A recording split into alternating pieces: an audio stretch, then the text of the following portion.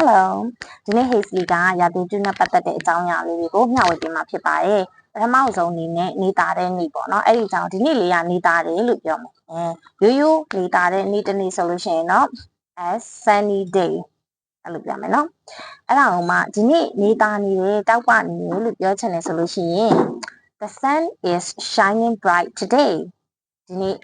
နေကတောက်ပနေတယ်တာယာနေတယ်ပေါ့နော်လို့ပြောပါကဲနောက်တစ်ခုကမိုးရွာတဲ့နေ့တစ်နေ့ပေါ့နော်အဲဒါဆိုရင် a rainy day အဲ့လိုပြောမယ်အဲ့ဒါကိုမှစာကြောင်းလေးစီလိုက်မယ်ပေါ့နော် raindrops tapping on the window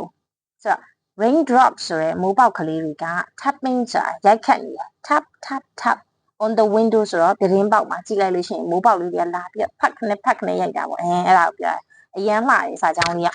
raindrops tapping on the windowနောက်တစ်ခုကကြတော့နှင်းကြတဲ့နေ့လေးတစ်နေ့အကြောင်းပြောမယ်ပေါ့နော်နှင်းကြတဲ့နေ့ဆိုရင် a snowy day ပေါ့အဲ့ဒါကိုစာကြောင်းလှလေးပြောမယ်ဆိုလို့ရှိရင် everything is covered in white ဆိုအကုန်လုံးကိုအဖြူရောင်ကြီးဖုံးလွှမ်းထားတယ်အဲ့လိုမျိုးအဲ့ဒါဆိုရင်သူကနှင်းကြနေတာအဲ့လိုပြောချင်တာနော် everything is covered in white ပြန်နောက်တစ်ခုကကြတော့တိမ်ထူတယ်ပေါ့တိမ်ထူတဲ့အကြောင်းလေးကိုဘယ်လိုပြောမလဲဆိုတော့တိမ်ထူတဲ့နေ့တစ်နေ့ဆိုရင် a cloudy day အဲ့ဒါကိုမှပြောချင်ရင် the sky wears a blanket of gray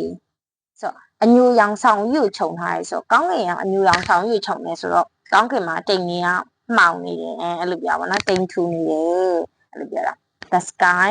wears a blanket of gray ကဲဒီနေ့ရရာသီတုနဲ့ပတ်သက်တဲ့အကြောင်းလေးပြောပြပါပါ Okay နောက်မှတွေ့မယ် see you